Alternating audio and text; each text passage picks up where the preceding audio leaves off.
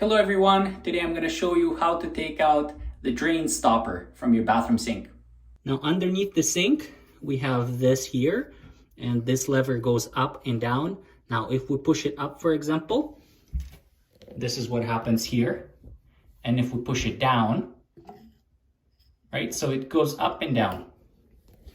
And this is what is holding the stopper. So this little rod goes all the way through, and it's basically like this, and it holds the stopper. So the first step is to unscrew this, and usually you can do this by hand.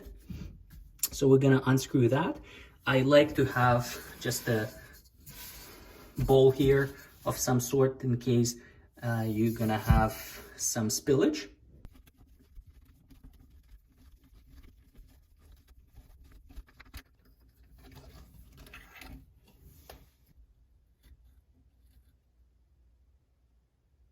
Now inside, what you can see is this bowl is preventing the water from leaking out, and this rod was holding our stopper. So now we're gonna simply take this stopper out completely, and this is how it looks. So this is where the rod went. It went right inside this little hole.